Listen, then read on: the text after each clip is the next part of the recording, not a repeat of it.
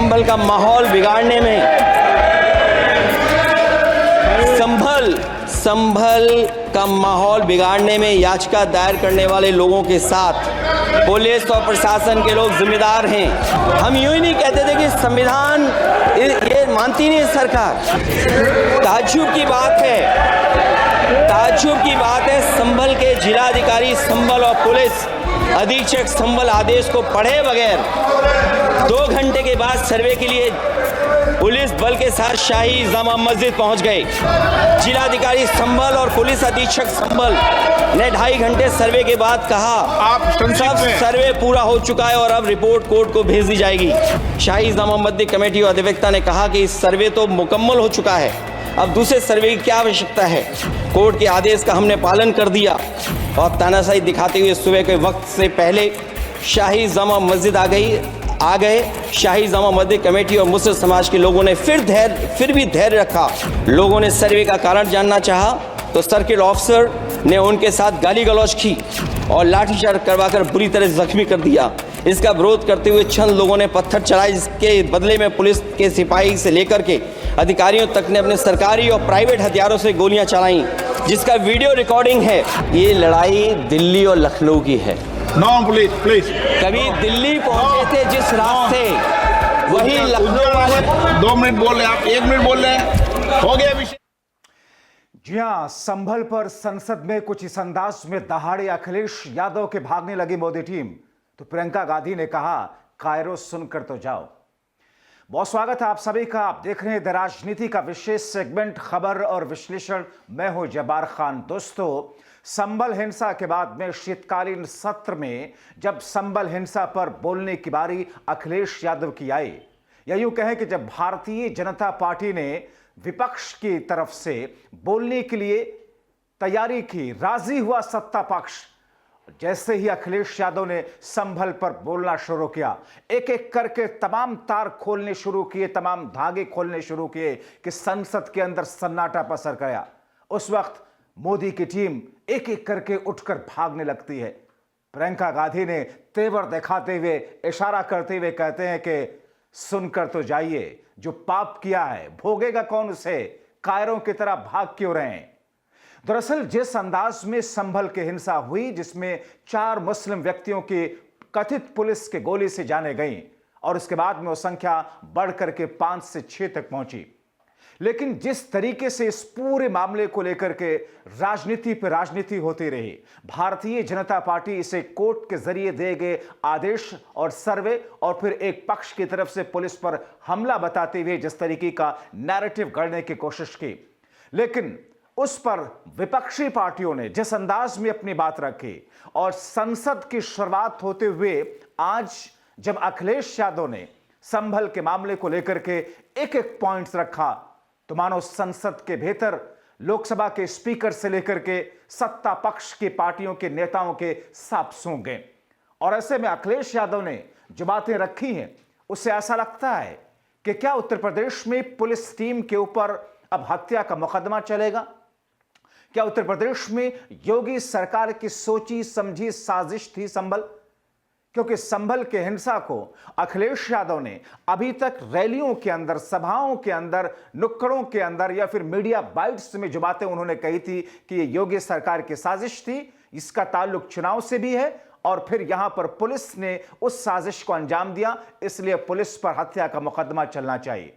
मगर पहली बार लोकसभा के अंदर ऑन रिकॉर्ड जिस तरीके से इस बात को अखिलेश यादव ने रखा कि पुलिस वालों के खिलाफ में हत्या का मुकदमा चलना चाहिए, यह योगी सरकार की नाकामी ही नहीं बल्कि योगी सरकार की साजिश का नतीजा है। क्योंकि संभल में चुनाव के वक्त जो तैयारी की गई, जो साजिश की गई सत्ता पक्ष की तरफ से, उसी की एक कड़ी थी संभल की हिंसा। और अब माना यह जा रहा है कि उत्तर प्रदेश के संभल में जिस तरीके से पुलिस और सरकार की तरफ से जो नैरेटिव गढ़ने की कोशिश की गई, उसकी बखिया उधेड़ दी अखिलेश यादव ने। संसद के पटल पर जब उन्होंने बोलना शुरू किया तो मानो भारतीय जनता पार्टी के नेताओं के हवाई उड़ने लग गए, उनके चेहरे पर मानो तोते उड़ने लग गए, बगले झांकने लग गए।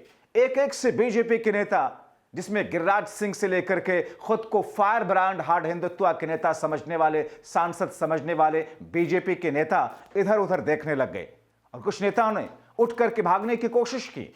इतना सहन नहीं कर सके अखिलेश यादव ने जब हकीकत की परतें वहां पर खोलनी शुरू की और जिस अंदाज में अखिलेश संसद में दहाड़े सभापति, लोकसभा स्पीकर रोकते रहे, यहां तक कि विपक्ष की इन बातों की तरफ से, अखिलेश यादव की कही गई बातों को दबाने की कोशिश सत्ता पक्ष की तरफ से की जाने लगी।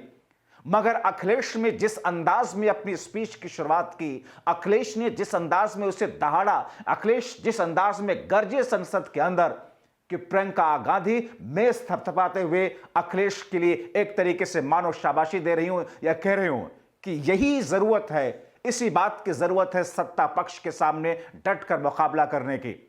और बीजेपी के भागते हुए लोगों पर प्रियंका गांधी ने कायरों की एक तरीके से उपाधि दी कि कायरों को सुनना चाहिए।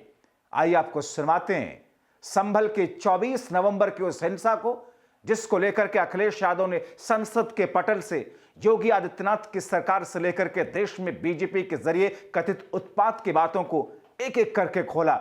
अखिलेश ने कहा साजिश है, अखिलेश ने कहा उत्तर प्रदेश के संभल की पुलिस पर हत्या का मुकदमा चलना चाहिए। आप खुद सुनिए अखिलेश का वो तेवर, अखिलेश की वो दहाड़ और बीजेपी के नेताओं के चेहरे पर उड़ती हुई हवाइयां। संभल का माहौल बिगाड़ने में, संभल का माहौल बिगाड़ने में याचिका दायर करने वाले लोगों के साथ पुलिस और प्रशासन के लोग जिम्मेदार हैं। हम यूं ही नहीं कहते थे कि संविधान ये मानती नहीं सरकार। ताज्जुब की बात है संभल के जिलाधिकारी संभल और पुलिस अधीक्षक संभल आदेश को पढ़े बगैर 2 घंटे के बाद सर्वे के लिए पुलिस बल के साथ शाही जामा मस्जिद पहुंच गए। जिलाधिकारी संभल और पुलिस अधीक्षक संभल ने 2.5 घंटे सर्वे के बाद कहा सब सर्वे पूरा हो चुका है और अब रिपोर्ट कोर्ट को भेज दी जाएगी। शाही जामा मस्जिद कमेटी और अधिवक्ता ने कहा कि इस सर्वे तो मुकम्मल हो चुका है, अब दूसरे सर्वे की क्या आवश्यकता है। मैं धन्यवाद देना चाहता हूं अध्यक्ष महोदय आपका। नहीं, हम जो कमिटमेंट करते हैं ना उसको पूरा करते हैं, लेकिन सब दलों के नेताओं की बात में कमिटमेंट होने के बाद भी आप बेंच पे आए जो ठीक नहीं है। अध्यक्ष महोदय, कमिटमेंट में, क्रेडिबिलिटी में आपका कोई जवाब नहीं। नहीं ये नहीं कह रहा मैं। लेकिन दाईं तरफ वाले लोगों का थोड़ा हिसाब किताब अलग है। अध्यक्ष महोदय, मैं धन्यवाद देता हूं आपका कि आपने बहुत महत्वपूर्ण घटना पे मुझे बोलने का अवसर दिया है। संभल जो इसलिए जाना जाता था कि भाईचारे के साथ वहाँ रहते हैं लोग, वहाँ अभी से नहीं, सदियों पुराना भाईचारा हजारों साल से इसी तरह रहते आए हैं। लेकिन अचानक ये जो घटना हुई है, ये सोची समझी रणनीति के तहत वेल प्लान्ड हुआ है और वहाँ के भाईचारे को गोली मारने का काम हुआ है। जो घटना हुई है वो सोची समझी साजिश है। वहाँ जो खुदाई की बात लगातार अध्यक्ष महोदय देश में कोने कोने पर भारतीय जनता पार्टी और उनके सहयोगी और समर्थक, शुभचिंतक बार बार खुदाई की जो बात कर रहे हैं अध्यक्ष महोदय, ये खुदाई जो है हमारे देश का सौहार्द, हमारे देश का भाईचारा, हमारे देश का गंगा जमनी तहजीब को खो देगा। मैं आपका धन्यवाद इसलिए भी देता हूं कि इस महत्वपूर्ण जो साजिश हुई, और वो साजिश सोची समझी इसलिए मैं बोल रहा हूं। उत्तर प्रदेश का चुनाव था, पहले 13 तारीख को चुनाव होना था और 13 तारीख के चुनाव को उन्होंने बढ़ा करके 20 तारीख कर दिया। और इस जो घटना है मैं आपके सामने पढ़ना चाहता हूं। अध्यक्ष महोदय, ये यात्रा रुकी क्यों नहीं है? यात्रा ले जाओ दूसरी तरफ।